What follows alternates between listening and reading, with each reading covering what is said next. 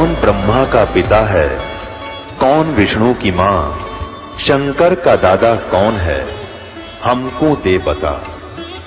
ये जानने के लिए कृपया सुनिए। जगत गुरु तत्वदर्शी संत रामपाल जी महाराज के अमृत वचन सर्व पवित्र धर्मों के पवित्र शास्त्रों के आधार पर।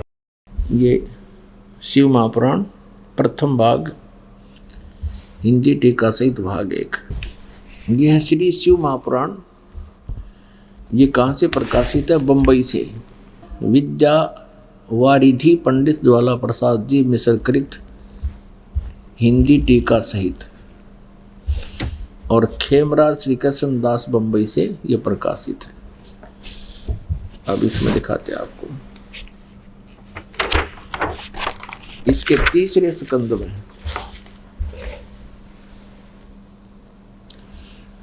इनकी और ज्यादा डिटेल है इसके अंदर। अध्यक्ष मुद्रक एवं प्रकाशक हैं खेमराज श्री कृष्ण दास। अध्यक्ष श्री वेंकटेश्वर प्रेस, खेमराज श्री कृष्ण दास मार्ग बंबई से। शिव पुराण 11 पृष्ठ पर विद्वेश्वर संहिता भाग 1 अध्याय 6। विद्वेश्वर संहिता अध्याय 6। यहाँ से प्रश्न होता है। नंदीकेश्वर बोले, हे योगींद्र, आगे एक समय विष्णु भगवान शेष शैया पर अपने गुरुड़ आदि पार्षदों से युक्त लक्ष्मी सहित शयन करते थे। उस समय देखियो, ब्रह्मज्ञानियों में श्रेष्ठ ब्रह्मा जी अपनी इच्छा से वहां आए। सब प्रकार सुंदर सेज पर शयन करते हुए कमल लोचन विष्णु जी से पूछने लगे,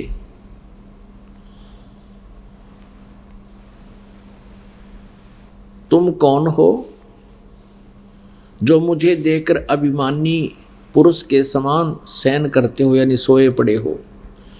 हे वत्स, हे बेटा, ब्रह्मा जी कह रहे विष्णु जी को, हे वत्स, हे बेटा, उठो, देखो मैं तुम्हारा स्वामी यानी तेरा मालिक आया हूं। आए हुए गुरु को देखकर जो अभिमान करता है, उस द्रोही मूड का प्रायश्चित होना उचित है। यह सुनकर विष्णु जी के अंतर में तो क्रोध हुआ, अंदर से तो गुस्सा हुआ, पर ऊपर तो इन्होंने दिखाया मैं क्रोधित नहीं हो रहा हूं, परंतु बाहर से शांत रहे और बोले, वत्स के बेटा, तुम्हारा मंगल हो। विष्णु जी कह रहे हैं ब्रह्मा जी को, बेटा तुम्हारा मंगल हो, बैठो इस आसन पर विराजो। इस समय तुम्हारा नेत्र कुटिल और मुख वक्र क्यों हो गया? वो टेढ़ा टेढ़ा देखा था ब्रह्मा जी गुस्से में आके। ब्रह्मा जी बोले, वत्स यानी बेटा विष्णु, तुमको समय के प्रभाव से अभिमान हो गया है। हे पुत्र, मैं तुम्हारा रक्षक और जगत का पिता मैं हूं। विष्णु जी बोले, ये सब जगत मुझ में स्थित है। तुम चोर के समान किस प्रकार अपना कहते हो? तुम मेरी नाभि कमल से उत्पन्न हुए हो, मेरी नाभि कमल से उत्पन्न हुए हो, इससे मेरे पुत्र हो और मुझे पुत्र कहना व्यर्था है। नंदीकेश्वर बोले, इस प्रकार ब्रह्मा विष्णु दोनों ही रजोगुण मुग्ध होकर विवाद करने लगे। मैं श्रेष्ठ हूं, मैं स्वामी हूं, ऐसा कहकर एक दूसरे को मारने की इच्छा से युद्ध करने में उत्सुक हुए। हंस और गरुड़ पर उठकर अब लड़ने लगे। तब संपूर्ण देवता, वह तो लठ बजावे, ब्रह्मा विष्णु तो लड़े हैं, और संपूर्ण देवता विमान में बैठकर उस महा अद्भुत युद्ध देखने को चले आए और आकाश में उनके ऊपर फूल बरसाने लगे। पुण्यात्माओं, अब जरा सा विचार करके देखो, किसी भी कारण से दो व्यक्तियों की आपस में कहासुनी हो जाती है, झगड़ा होता है,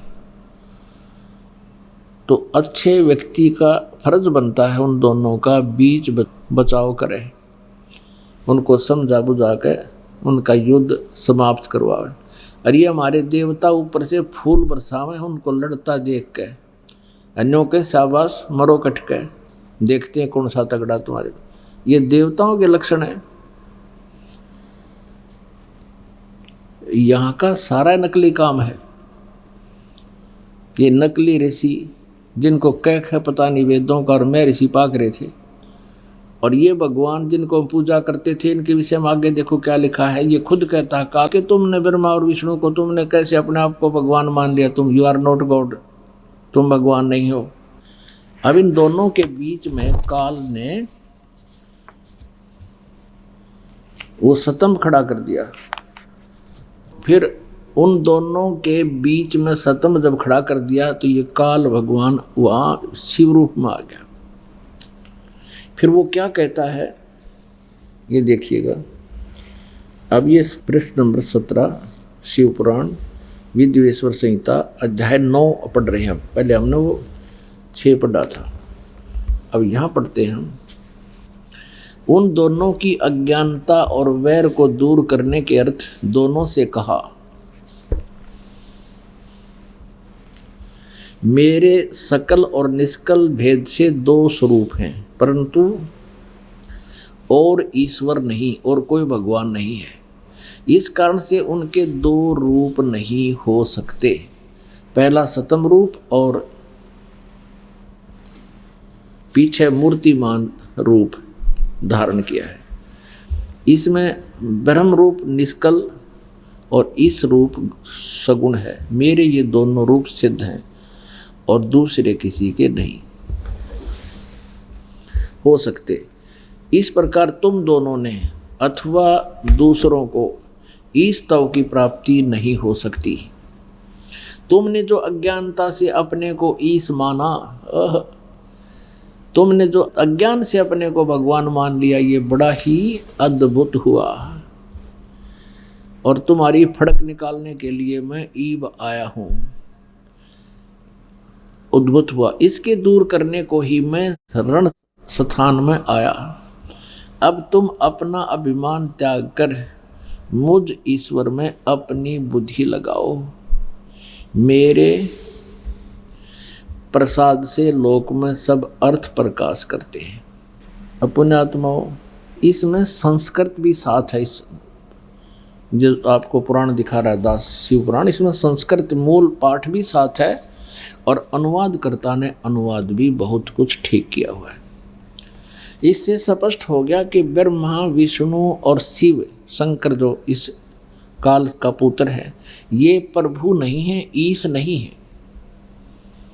ये समांतर शक्ति के एक ही जैसे विभागीय मंत्री हैं। जैसे रजोगुण विभाग के ब्रह्मा जी, सतोगुण विभाग के विष्णु जी, तमोगुण विभाग के काल के पुत्र ये शिव जी।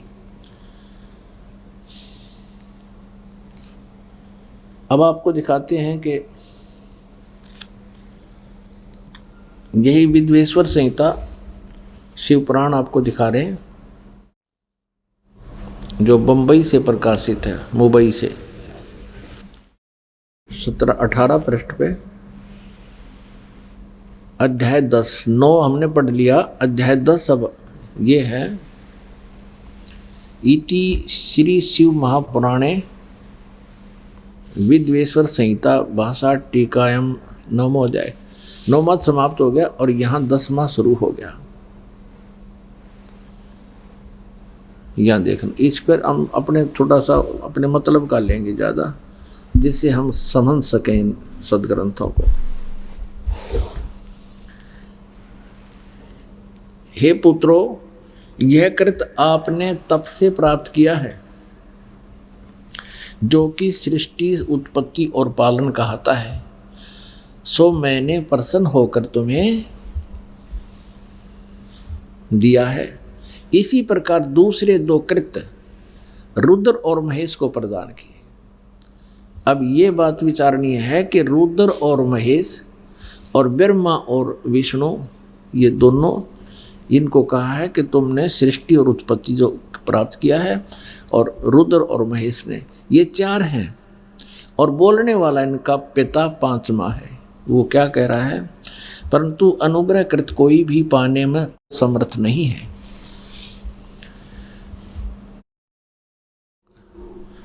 पूर्व के कर्म तुमने समय से विसरा दिए, रुद्र और महेश ने उनको नहीं भुलाया।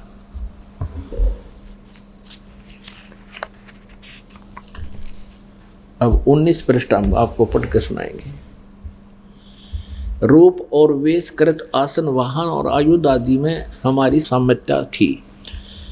हे सौम्य, मेरे ज्ञान से विमुख होने से तुम में अज्ञानता आ गई। मेरा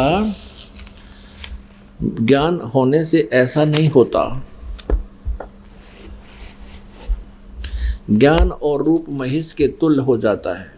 इस कारण उस अज्ञान की सिद्धि के निमित्त ओंकार नामक मंत्र जप करो, ओम का जाप करो। ये अभिमान का दूर करने वाला है। सोई निज मंत्र उपदेश करते हैं। यह ओंकार मेरे मुख से उत्पन्न होने से मेरे ही रूप का बोधक है और महामंगल करने वाला है। यह वाचक है, मैं वाच्य हूँ। यह मंत्र मेरा आत्मा है। इसके स्मरण से मेरा स्मरण होता है। उत्तर की ओर से मुख से अकार, पश्चिम के मुख से उकार, दक्षिण के मुख से मकार और पूर्व के मुख से बिंदु, मध्य के मुख से नाद उत्पन्न हुआ। इस प्रकार 5 प्रकार से यह निर्गत हुआ। वह सब एक होकर ओम ऐसा एक अक्षर हो गया। ये संस्कृत है, इसकी देख लो। एक ही भूत है, पुनः तत् ओम इति एक अक्षरो भवत। इसमें ओम नमः शिवाय कितना नहीं लिख रखा। ये देख लो, और खुद ना पढ़ना हो तो किसी से पढ़वा के देख लियो। है कि तो ओम नमः शिवाय कितना तो पाओ, थोड़ा बहुत यूँ तो देख लिया। हम देवनागरी लिपि इसने पढ़ तो सकते हैं आराम से, कहीं नहीं लिख रखा। अब इसका अनुवाद इन्होंने किया है, ये सही किया है कि सब प्रकार से होकर ओम ऐसा एक अक्षर हो जाता है। यह सब नाम रूपात्मक वेद भूत दोनों कुल अर्थात स्त्री पुरुष भेद से भौतिक शरीर वर्ग दोनों का भेद वाला है। वह इसी मंत्र से व्यापक है और शिव शक्ति का बोधक है, दुर्गा का और काल का। इसी ओंकार से सब जगत का बोधक प्रणव उत्पन्न हुआ है। अकार आदि क्रम से, अर्थात अकार से, नकार से और मकार से, उकार से, बिंदु से, वा से यह प्रकट हुआ है। इसमें कहीं पर भी नहीं है। इसी 5 अक्षर से 5 भेद से, मात्र का, आकार से, लकार से, ये तो आगे बहुत कुछ इसके कहते हैं। सभी मंत्र इसी से आगे बनाए जा सकते हैं, लेकिन ये मूल मंत्र ये ओम ही है। ये मूल मंत्र एक ही है। अब प्रसंग चल रहा है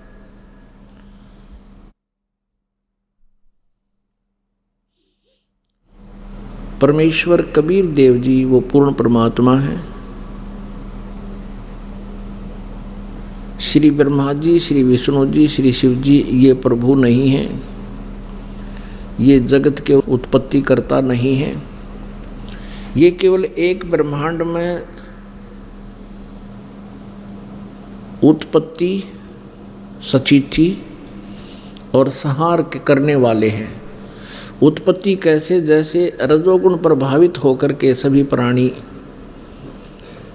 संतानों उत्पत्ति करते हैं और संसारिक भौतिक सुखों की डिमांड करते हैं, इच्छा करते हैं। और सतीथि का अर्थ है कि एक दूसरे में मोह ममता,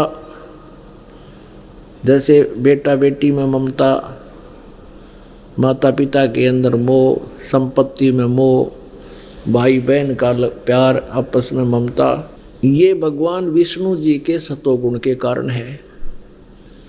और भगवान शिव जो तमोगुण है वो सबका संहार करते हैं।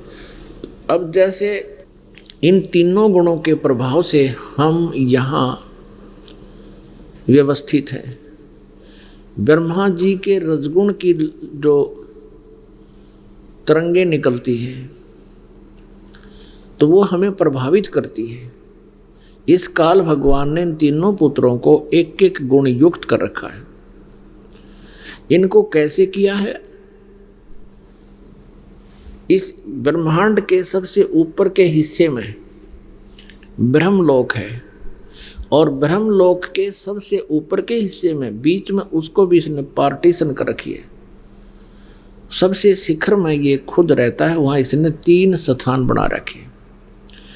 एक रजोगुण प्रधान क्षेत्र, एक सतोगुण प्रधान क्षेत्र और तीसरा तमोगुण प्रधान क्षेत्र। अब कैसे बना रखे हैं? जैसे एक मकान में 3 कक्ष हों, कमरे। एक कक्ष में साधु संत फकीरों की मूर्तियां लगी हों, चित्र लगे हैं, तो उसमें जाते ही मन एकदम शांत हो जाता है, अच्छे विचार उत्पन्न होने लग जाते हैं, उनमें उन महापुरुषों की जीवनी याद आ जाती है। और दूसरे कक्ष में किसी में अश्लील चित्र लगे हों तो वहाँ जाते मन में उथल पुथल हो जाती है, मन में बहुत गंदे विचार उत्पन्न शुरू हो जाते हैं और जब तक वहाँ रहेगा उसमें ऐसी उथल पुथल मची रहेगी। और तीसरा कक्ष ऐसा हो जिसमें शूरवीरों के, शहीदों के चित्र लगे हों, तो वहाँ जाते ही मन अपने आप उन्हीं की तरह उनके विचार, उनकी महिमा सुनकर, उनके ज्ञान से, लीलाओं से परिचित होकर ऐसा ही खोलने लग जाता है, ऐसा स्वभाव बन जाता है। तो इसी प्रकार इस काल भगवान ब्रह्म ने ऊपर 3 ऐसे गुप्त स्थान बना रखे हैं। जब ये रजोगुण प्रधान क्षेत्र में होता है, वहां पर ये अपनी पत्नी दुर्गा को, ये इसकी पत्नी है दुर्गा ब्रह्म की, सावित्री रूप बना लेता है और स्वयं ये ब्रह्मा का रूप बना लेता है, 5 मुख वाला बन जाता है। वहाँ ये तब तक रहते हैं जब तक पुत्र की उत्पत्ति नहीं हो जाती, उस रजोगुण प्रधान क्षेत्र में रहते हैं। तो वहाँ रहते हुए इनके दोनों के संयोग से, पति पत्नी व्यवहार से, कर्म से जो पुत्र उत्पन्न होता है वो उसी स्वभाव का बन जाता है जिस स्वभाव के वो दोनों उस रजोगुण प्रधान क्षेत्र में रहकर पुत्र उत्पत्ति की। और ऐसे ही उसके ये कई मुख हो जाते हैं, ऐसा ही स्वभाव हो जाता है। तो उसको बचपन से ही ये बेहोश कर देते हैं ताकि इनको हमारी इस लीला का पता ना चले। और जब तक ये युवा होते हैं, ब्रह्मा विष्णु महेश यानी शिव जी इनको कोमा में रखते हैं, परवरिश जारी रखते हैं। उसके बाद ये सतोगुण प्रधान क्षेत्र में चला जाता है, वहाँ ये स्वयं तो विष्णु रूप बना लेता है और अपनी पत्नी इस देवी को, दुर्गा को लक्ष्मी रूप धारण करवा लेता है, वो लक्ष्मी रूप धारण कर लेती है। इन दोनों के संयोग से उस सतोगुण प्रधान क्षेत्र में जो पुत्र उत्पन्न होता है उसका स्वभाव वैसा ही हो जाता है और उसका रूप विष्णु जैसा हो जाता है जिस रूप में रह करके उसने उन दोनों ने, दुर्गा और काल ब्रह्म ने पुत्र की उत्पत्ति की। फिर विष्णु जी को भी ये बेहोश कर देते हैं, अचेत कर देते हैं। जब तक ये युवा होते हैं तब तक इनको अचेत रखते हैं। इसी प्रकार तीसरा जो तमोगुण प्रधान क्षेत्र है उसमें ये शिव रूप धारण कर लेता है, शिव रूप धारण कर लेता है और दुर्गा को पार्वती रूप बना लेता है। उस तमोगुण क्षेत्र में रहते हुए इनके संयोग से, स्त्री पुरुष क्रम से जो पुत्र उत्पन्न होता है वो तमोगुण युक्त हो जाता है, उसको भी ये अचेत कर देते हैं। फिर ये जब बड़े हो जाते हैं, युवा हो जाते हैं, इन तीनों को इकट्ठा कर देते हैं और फिर दुर्गा को इस काल ने यहाँ का कंट्रोलर बना रखे है कि तू संभाल इस सारे खेल ने। और इसने प्रतिज्ञा कर रखी है कि मैं कभी अपने वास्तविक रूप में किसी के सामने नहीं आऊंगा। गीता जी अध्याय नंबर 7 के श्लोक नंबर 24 और 25 में स्वयं कहता है कि मैं कभी किसी के समक्ष नहीं आता ये मूर्ख जन समुदाय मुझ अव्यक्त को व्यक्तिम आपनम मन्यते, मुझ अव्यक्त को मैं गुप्त रहता हूँ और मुझे ये व्यक्ति रूप में मान रहे हैं। मैं कृष्ण नहीं हूँ, क्योंकि मैं अपनी योग माया से छुपा रहता हूँ। इसने ये मेरा अनुत्तम यानी घटिया नियम है, अटल नियम है, अवय नियम, अविनाशी नियम है कि मैं कभी किसी के सामने नहीं आऊंगा। 11वें अध्याय के 47 और 48 श्लोक में इसने खुद कह दिया, 32 में कि मैं काल हूं और ये मेरा वास्तविक रूप है। इसके दर्शन ना वेदों में वर्णित विधि से, ना किसी जप से, ना तप से, किसी प्रकार से नहीं हो सकता। तो पुण्यात्माओं, जब तक हम जिन भगवानों को सुप्रीम पावर मान्या करते थे और जब तक हम उनसे परिचित नहीं होंगे उनकी क्या स्थिति है, तो हम उस पूर्ण परमात्मा को स्वीकार नहीं कर सकते।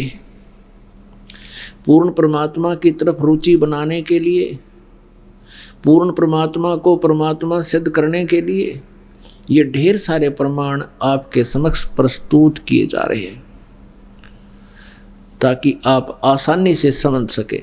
अब श्री ब्रह्मा जी, श्री विष्णु जी, श्री शिव जी की उत्पत्ति कैसे हुई? ये काल और दुर्गा, ये दोनों की पति पत्नी व्यवहार से ये इनकी माता है ब्रह्मा विष्णु महेश की। आज से 600 वर्ष पहले परमेश्वर कबीर देव जी ने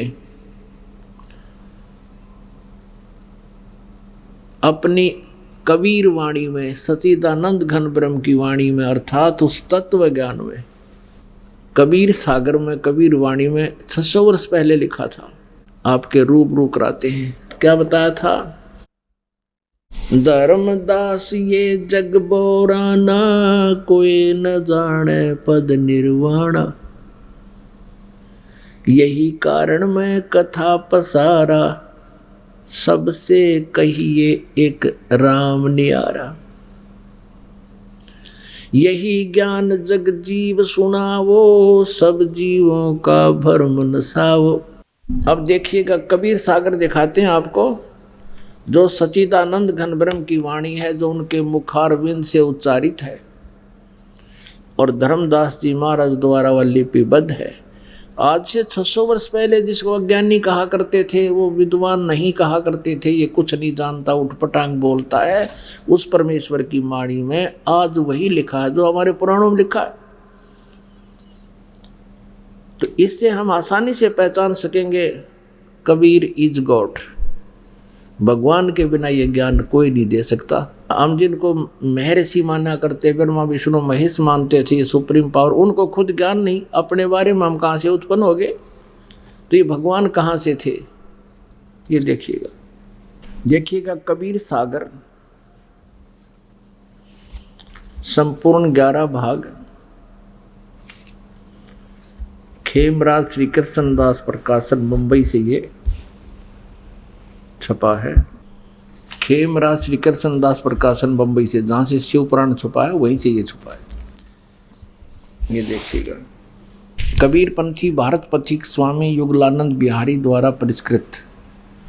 मुद्रक एवं प्रकाशक हैं खेमराज श्री कृष्णदास, अध्यक्ष श्री वेंकटेश्वर प्रेस, खेमराज श्री कृष्णदास स्मारक बम्बई से। अब इसके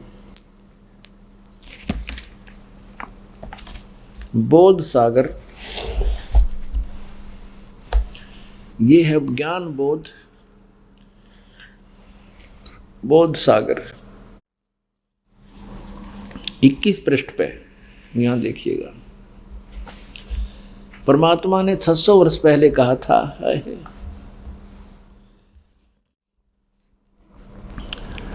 धर्मदास ये जग बोराना, कोई न जाने पद निर्वाणा, यही कारण मैं कथा पसारा, जग से कहिए वो राम न्यारा। यहाँ राम है, ये नाम गलत प्रिंट कर रखा है कबीर पंथियों ने। यही ज्ञान जग जीव सुनावो, सब जीवों का भरम नसावो, अब मैं तुमसे कहूँ चिताई ही त्रिदेवन की उत्पत्ति भाई। अब मैं तुमसे कहूँ चिताई ही त्रिदेवन की उत्पत्ति भाई। तीनों देवता ब्रह्मा विष्णु महेश की उत्पत्ति बताता हूँ। कुछ संक्षेप कहूँ गौराई, सब संशय तो मेरे मिट जाई। भरम गए जग वेद पुराना, आदि राम का भेद न जाना। राम राम सब जगत बखाने, ये राम नाम गलत लिखा, यहाँ राम है। राम राम सब जगत बखाने, आदि राम कोई बिरलाए जाने। सब राम राम करते हैं, लेकिन वो आदि राम सबसे पहले वाला सनातन परमात्मा कौन है, कोई बिरला ही जाने। ज्ञानी सुने सो हृदय लगाई, मूर्ख सुने तो गम ना पाई। कहते मैं जो बताने जा रहा हूँ तीनों देवताओं की उत्पत्ति, ये त्रिदेवन की उत्पत्ति बताने जा रहा हूँ। बुद्धिमान व्यक्ति तो सब प्रमाणों को देख शीघ्र ही हृदय से लगाएंगे कि सचमुच सत्य है, और मूर्ख सुने तो गम नहीं पाई। मूर्ख ने कहा झूठ बोल रहे, निंदा करे निंदा करे। ज्ञानी सुने सो हृदय लगाई, मूर्ख सुने तो गम ना पाई। माँ अष्टंगी पिता निरंजन, ये जमदारुण वंशन अंजन। इनकी माँ तो अष्टंगी दुर्गा है और पिता ये ज्योत निरंजन है काल। पहले की निरंजन राई, पीछे से माया उपजाई। कबीर साहब कहते हैं कि हमने पहले तो काल की उत्पत्ति की, बाद में दुर्गा की उत्पत्ति की थी। माया रूप देख अति शोभा, देव निरंजन तन मन लोभा। काम देव धर्मराय सताए, देवी को तुरंत धर खाए। पेट से देवी करी पुकारी, हे साहेब मोहे करो उबारी। टेर सुनी तहाँ हम आए, ये सतगुरु हानि। टेर सुनी तहाँ हम आए, अष्टंगी को बंद छुड़वाए। अब 22 पृष्ठ पर धर्मराय, काल को धर्मराय भी बोलते हैं। धर्मराय को हिकमत की ना, नख रेखा से भग कर दीना। धर्मराय करे भोग विलासा, माया को रही सु आशा तब आशा। यानी दुर्गा और काल ने विलास किया जिससे वो प्रेग्नेंट हुई। 3 पुत्र अष्टंगी जाए, ब्रह्मा विष्णु शिव नाम धराए। ओए होए 3 देव विस्तार चलावे, इनमें ये जग धोखा खावे। अब ये तीनों देवता इस काल के ढमढमे न चला रहे हैं, और इनमें ये तीनों देवताओं में सारा संसार भ्रमित हो रहा है। पुरुष गम कैसे कोई पावे, काल निरंजन जग भरमावे। पुरुष यानी उस उत्तम पुरुषत्व ने, उस परमेश्वर की को कैसे महिमा का ज्ञान हो, कैसे उसकी जानकारी हो, क्योंकि ये काल ज्योति निरंजन, ये ब्रह्म सबको भरमाता है। 3 लोक अपने सुत दीन्या, सोन निरंजन बासा लीन्या। ये 3 लोक अपने पुत्रों को देकर स्वयं ऊपर शिखर में बैठा है, सुन शिखर में। अलख निरंजन सुन ठिकाना, ब्रह्मा विष्णु शिव भेद न जान्या।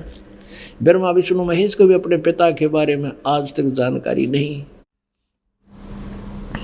3 देव सो उसको धावे, निरंजन का वे पार न पावे।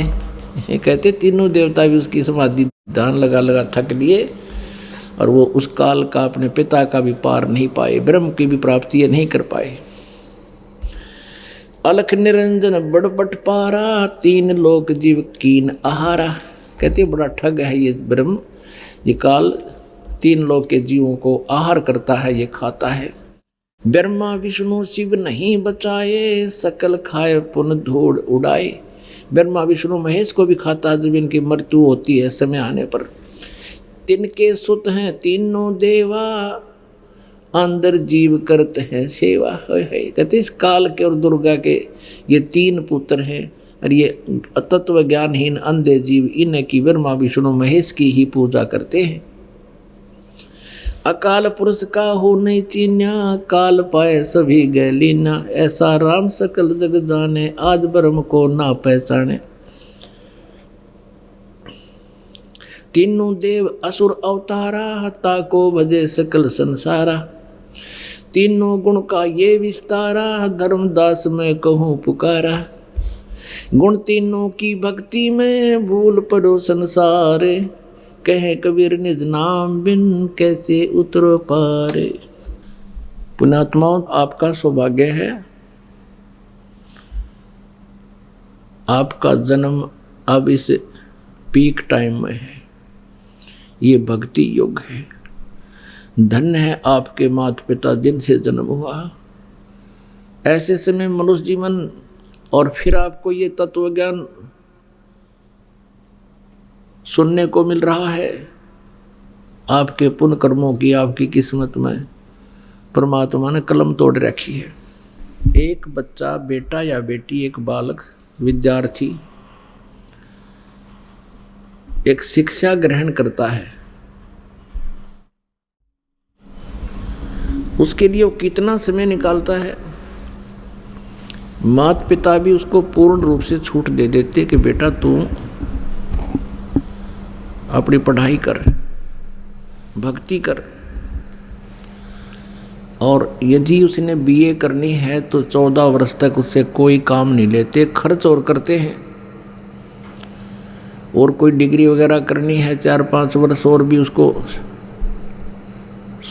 समय देते हैं, तब जाकर के वो बालक कहीं रोजी रोटी के योग्य होता है, 2 पैसे कमाने योग्य, यानी उसको फिर कुछ लाभ प्राप्त होता है। इसी प्रकार हमने परमात्मा पाना है, आत्म कल्याण करवाना है। यदि आप जी भक्ति करना चाहते हैं तो कुछ समय आप जी को अवश्य निकालना पड़ेगा, और उसके लिए अपना वित्त समान सामर्थ्य अनुसार अपना दान पुण्य भी अवश्य करना पड़ेगा। तो उसके लिए आप जी समय निकालिएगा और इस परमात्मा के सत्संगों को, यानी इस दास के द्वारा महिमा बताई जा रही है, इन लेक्चरों को आप अवश्य सुनिएगा। और सुविधा कर दी परमात्मा ने, ये आजकल ये आपके लिए ये सब खोज करवाई है। ये जैसे सीडी बन गई, डीवीडी बन गई, और भी अच्छी सुविधा परमात्मा ने क्या रजा बख्श दी कि मोबाइल के अंदर आप MP3 भी सुन सकते हो और वीडियो भी देख सकते हो। अपना कहीं बस में बैठे हो, कहीं मजदूरी कर रहे हो, दुकान पर हो, सफ़र में हो, कहीं भी आप बैठे हो, कान में लगा हुआ लीड और अपने मंत्र करें या मालिक का सत्संग सुने, तो इधर उधर की बकवास भी सुनने को नहीं मिलेंगी और परमात्मा की ये महिमा आसानी से समझ में आ जाएगी। तो इसके लिए आप जी ने इस ज्ञान को समझने के लिए प्रयत्न करना पड़ेगा, और इसके लिए आपने समय भी निकालना पड़ेगा। तो अब आप जी को दिखाया परमात्मा ने 600 वर्ष पहले अपनी सच्चिदानंद घन ब्रह्म की वाणी में, यानी उस तत्व ज्ञान में ये सब भेद लिखा हुआ है। और 600 वर्ष पहले कबीर देव जी यही ज्ञान सुना करते जो दास आज आपके रूबरू करा रहा, और साथ में प्रमाणों से प्रमाणित कर रहा, सदग्रंथों से, जिस कारण से आप जी आज इसको सहन कर रहे हो, समझ रहे हो, स्वीकार कर रहे हो। आज से 600 वर्ष पहले कोई ये कह दे कि ब्रह्मा विष्णु महेश गॉड नहीं है, ब्रह्मा विष्णु महेश की पूजा नहीं करनी चाहिए, ये अजर अमर नहीं है, ये नासवान है, इनकी जन्म मृत्यु होती है, कि इनके माता और पिता है, तो सिर फोड़ देती पब्लिक। जो परमेश्वर कबीर जी के साथ यही किया था और भ्रमित कर रखा था। नकली गुरुओं ने शास्त्र विरुद्ध ज्ञान समझा के वेदों पुराणों से वो परिचित नहीं थे। वो कहा करते कि कबीर झूठ बोलता है, कबीर ये अशिक्षित है, जिस कारण से इसको क्या पता सदग्रंथों का, वेदों और गीता और पुराणों को ये क्या जाने। आज वही गीता और वेद और पुराण परमात्मा के 600 वर्ष पहले बोली गई अमृतवाणी का समर्थन कर रहे हैं। अब पहले आपको दिखाते हैं ब्रह्मा विष्णु महेश की उत्पत्ति श्री शिव पुराण में है, और फिर आपको दिखाते हैं ज्ञान के ब्रह्मा विष्णु और महेश और नारद व्यास ने कितना वेदों का ज्ञान था, ऋषियों को कितना ज्ञान था, और परमात्मा समर्थ शक्ति ने आकर के पहले हमें बताया था, वो आज सब सत्य सिद्ध हो रहा है। देखिएगा, ये संक्षिप्त शिवपुराण गीता प्रेस गोरखपुर से प्रकाशित है, सचित्र मोटा टाइप, केवल हिंदी। वही है, संपादक हैं हनुमान प्रसाद पोदार,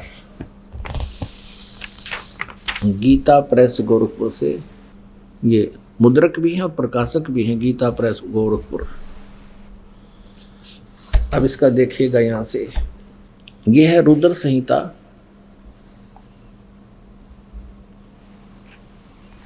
संक्षिप्त शिवपुराण, पृष्ठ 98 और यहाँ ये 5वां अध्याय समाप्त होता है। इसके लास्ट से हम पढ़ के आगे चलेंगे 6 में।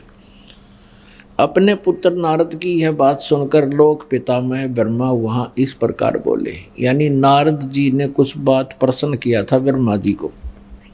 ब्रह्मा ब्रह्म का पुत्र है, ब्रह्म का। अब ये 6वां अध्याय शुरू हो गया रुद्र संहिता का, 99 पृष्ठ पे है।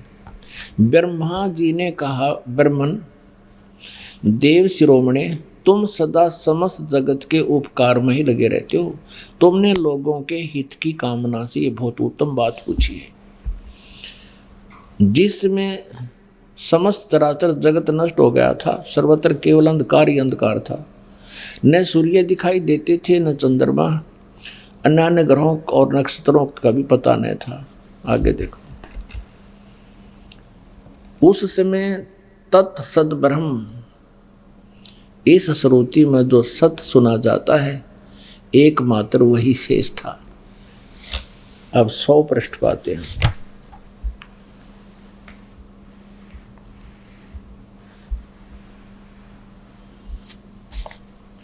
जिस परब्रह्म के विषय में ज्ञान और अज्ञान से पूर्ण उक्तियों द्वारा इस प्रकार ऊपर बताए अनुसार विकल्प किए जाते हैं, उसने कुछ काल के बाद द्वितीय की इच्छा प्रकट की। उसके भीतर एक से अनेक होने के संकल्प उदित हुआ। तब उस निराकार परमात्मा ने अपनी लीला शक्ति से अपने लिए एक मूर्ति की कल्पना की। इसने निराकार कहे हैं, ये छुपा रहता, सबके सामने नहीं आता, तो इसने शिव रूप धारण कर लिया। जो मूर्ति रहित परम ब्रह्म है, उसकी मूर्ति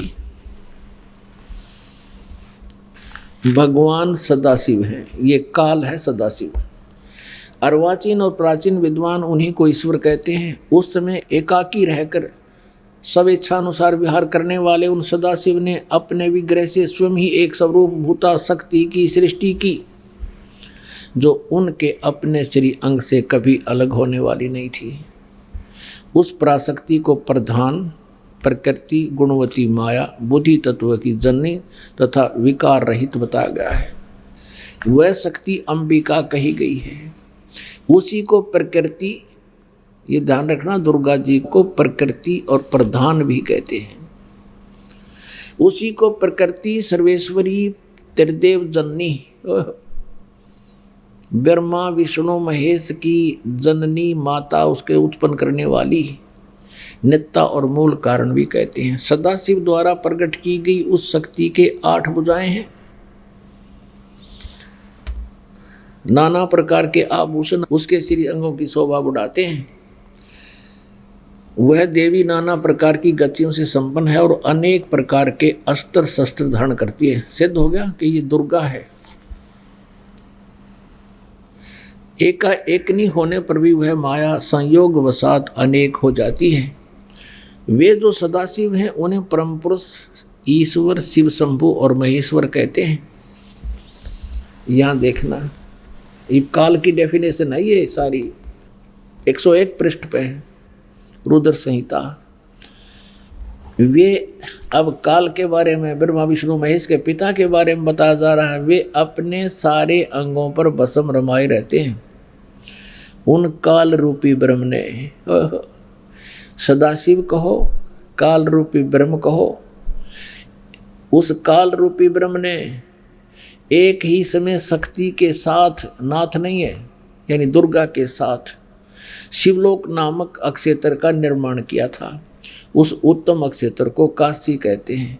वह परम निर्वाण या मोक्ष का स्थान है जो सबके ऊपर विराजमान है। वे प्रिया और प्रियतम, शक्ति और शिव, प्रिया और प्रियतम यानी पति और पत्नी रूप में ये दुर्गा और काल है। जो परमानंद स्वरूप है उस मनोरम अक्षेत्र में नित्य निवास करते हैं। देवऋषि एक समय आनंद वन में रमण करते हुए शिवा और शिव के मन में यह इच्छा हुई कि किसी दूसरे पुरुष की सृष्टि करनी चाहिए, यानी कोई पुत्र उत्पन्न करना चाहिए, जिस पर यह सृष्टि संचालन का महान भार रखकर हम दोनों केवल काशी में रहकर सब इच्छा अनुसार विचरें और निर्वाण धारण करें। ऐसा निश्चय करके शक्ति सहित सर्वव्यापी परमेश्वर शिव ने अपने वाम भाग के 10वें अंग पर अमृत मल दिया। फिर तो वहां से एक पुरुष प्रकट हुआ। इन्होंने पति पत्नी व्यवहार किया, वहां से एक पुत्र की उत्पत्ति हुई। 102 पृष्ठ पे शिव ने कहा, वत्स। इस काल ने कहा, बेटा, व्यापक होने के कारण तुम्हारा विष्णु नाम विख्यात हुआ। और देखो अब यहां ये 6वां अध्याय समाप्त हो गया। ये 7वां शुरू हुआ रुद्र संहिता का। ब्रह्मा जी बता रहे हैं कि देवऋषि, नारद अपने पुत्र को बता रहे हैं कि ब्रह्मा जी कहते हैं देवऋषि यानी नारद जी, तत्पश्चात कल्याणकारी परमेश्वर शाम सदाशिव ने यानी काल रूपी ब्रह्म ने पूर्ववत प्रयत्न करके दुर्गा के साथ विष्णु, जैसे विष्णु उत्पन्न किया, मुझे अपने दाहिने अंग से उत्पन्न किया। मुने उन महेश्वर ने तुरंत ही मुझे अपनी माया से मोहित करके नारायण देव की नाभि कमल में डाल दिया और लीला पूर्वक मुझे वहाँ से प्रकट किया। इस प्रकार इस कमल के पुत्र के रूप में मुझ हिरण्यगर्भ का जन्म हुआ। अब यहाँ आप जी ने ये तो देख लिया, यहाँ पर अनुवादकर्ता विचलित हो गया कि भी यहाँ इस चैप्टर में ब्रह्मा और विष्णु जी की उत्पत्ति तो बता दी, दुर्गा और काल से, यानी पार्वती और शिव मान रहे इनको अज्ञानता से। अब शिव की उत्पत्ति कैसे बताऊं शिव से, यहाँ गोल मोल कर गया। अब ये सच्चाई छुप नहीं सकती, जैसे अभी आपको दिखाया था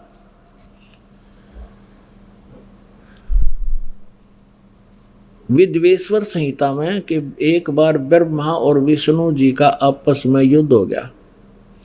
किस बात पर? वो ब्रह्मा जी कहते मैं तेरा बाप, विष्णु जी कहते मैं तेरा बाप। तो ये सदाशिव ये काल रूपी ब्रह्म ने उनके बीच में एक पिलर खड़ा कर दिया, लिंग यानी सफेद बहुत तेजों में, और फिर स्वयं प्रकट हो गए विष्णु सदाशिव रूप में।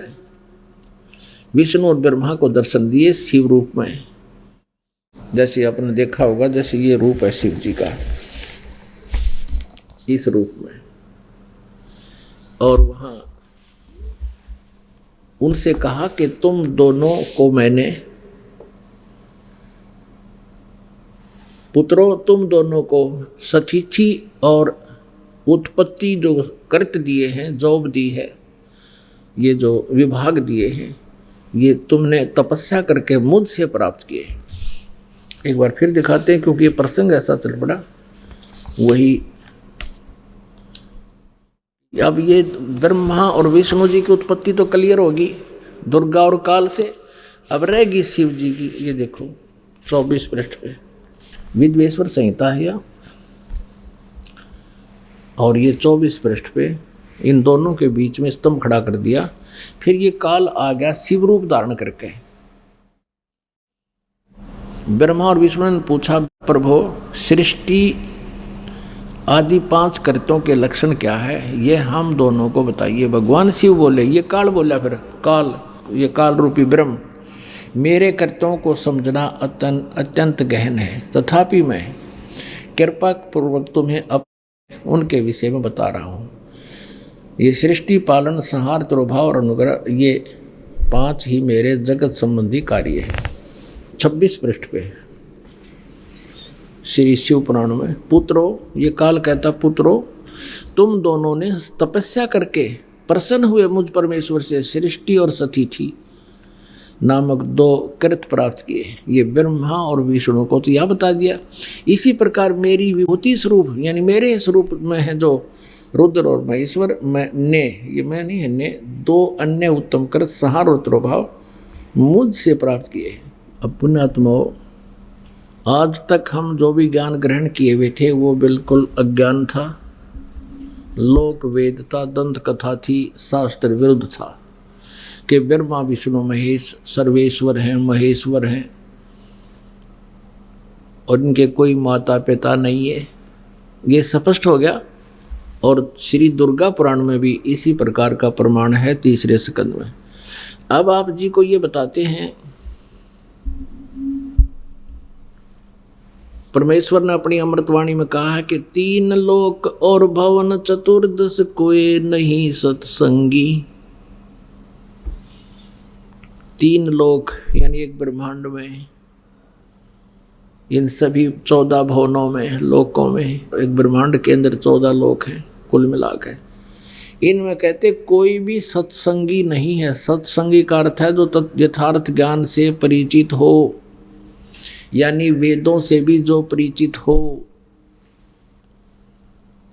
पुण्यात्मा, ब्रह्मा जी, विष्णु जी, शिव जी की हम पूजा किया करते थे, उनको कह का भी ज्ञान नहीं था, अध्यात्म ज्ञान। और जो इनकी पूजा के लिए हमें प्रेरित करते थे वो महाज्ञानी। देवी पुराण के अंदर थोड़े से प्रकरण में बहुत सा कंसेप्ट क्लियर हो जाएगा। पुण्यात्माओं, इन सदग्रंथों को आपने कंठस्थ करना पड़ेगा जो ज्ञान दास बता रहा है, और उसके साथ साथ फिर अपना जो मंत्र सिद्ध साधना दी जाती है वो आप करते रहिए।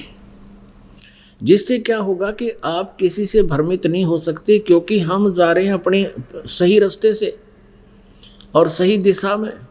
आगे कोई हमें भ्रमित कर देता है कि तुम गलत जा रहे हो, तो हम असमंजस में पड़ जाते हैं और हम फिर दिशा बदल जाते हैं। दिशा बदलने से हम कुमार्ग पर चल जाते हैं और अपने निज स्थान पर ना जाकर हम इस संसार रूपी वन में भटकते रहते हैं। तो सबसे पहला दास का उद्देश्य है कि आप जी को इतना ट्रेंड कर दूं कि ब्रह्मा विष्णु शिव जी भी आ जाएं आपके सामने, आप उनसे भी भ्रमित ना हो सकते। तभी आप अपने लोक, अपने स्थान, अपने घर को जा सकोगे। नहीं तो असंग जन्म हो गया, हमने यहाँ भटकता न और परमात्मा प्राप्ति नहीं हुई। तो अब थोड़ा सा आपको दुर्गा पुराण में दिखाते हैं कि ब्रह्मा जी, विष्णु जी को कितना ज्ञान था, ऋषि महर्षियों को कितना ज्ञान था, सतयुग के ब्राह्मणों को कितना ज्ञान था। ये देखिएगा, श्रीमद् देवी भागवत गीता प्रेस गोरखपुर से प्रकाशित है। हनुमान प्रसाद पोदार चिमन लाल गोस्वामी इसके संपादक हैं। इसके प्रकाशक एवं मुद्रक हैं गीता प्रेस गोरखपुर, गोविंद भवन कार्यालय, कोलकाता का संस्थान। ये है संक्षिप्त देवी भागवत यानी दुर्गा पुराण, देवी पुराण, और ये 28 पृष्ठ पे नीचे देखिएगा। नारद जी ने कहा, महाभाग व्यास जी, तुम इस विषय में जो पूछ रहे हो ठीक ही प्रश्न मेरे पिताजी ने भगवान श्री हरि विष्णु से किया था।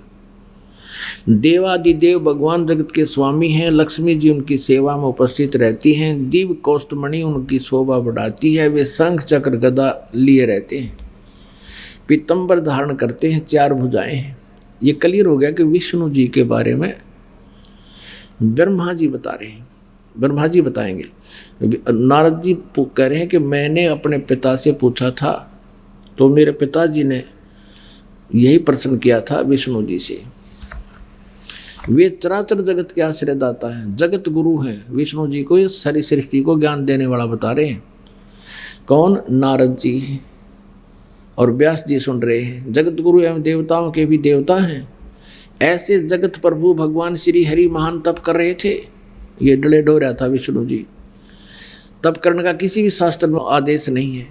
उनकी समाधि लगी थी यह देखकर मेरे पिता ब्रह्मा जी को बड़ा आश्चर्य हुआ।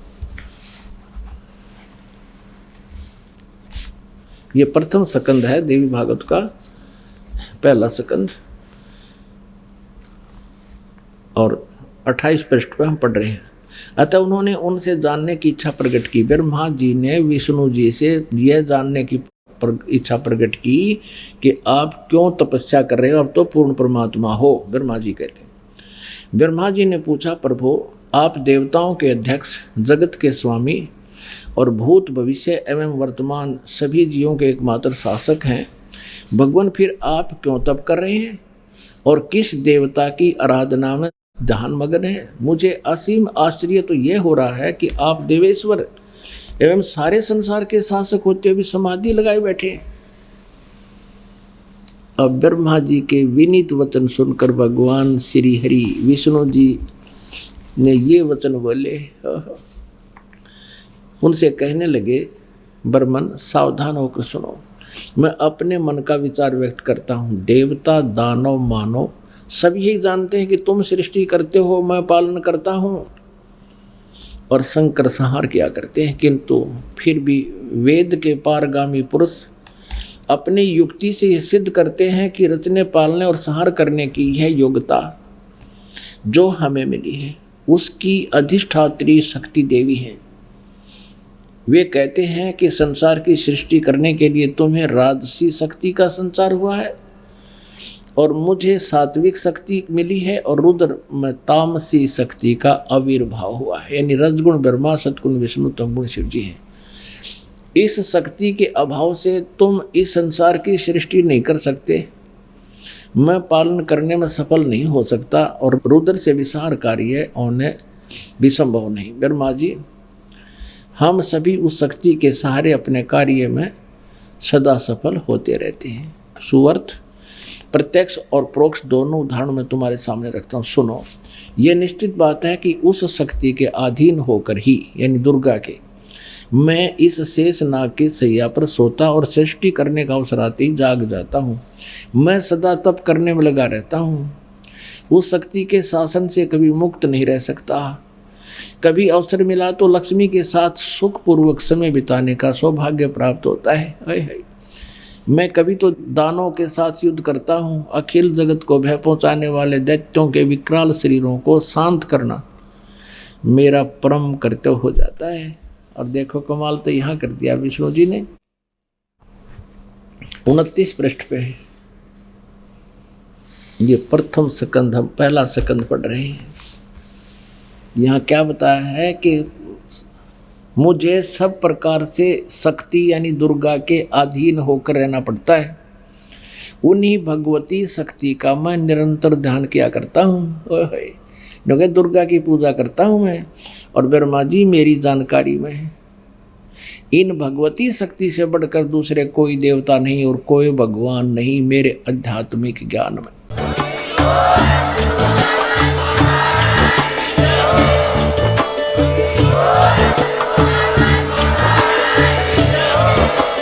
आप सुन रहे थे जगत गुरु तत्वदर्शी संत रामपाल जी महाराज जी के मंगल प्रवचन। अधिक जानकारी के लिए विजिट कीजिए हमारी वेबसाइट www.jagatgururampalji.org। संत रामपाल जी महाराज जी के शुभ आशीर्वाद से पूरे विश्व भर में 500 से भी ज्यादा नाम दीक्षा केंद्र हैं, जिन पर संत रामपाल जी महाराज जी द्वारा ऑनलाइन निशुल्क नाम दीक्षा दी जा रही है। अपने नजदीकी नाम दीक्षा केंद्र का पता करने के लिए संपर्क करें 8222880541।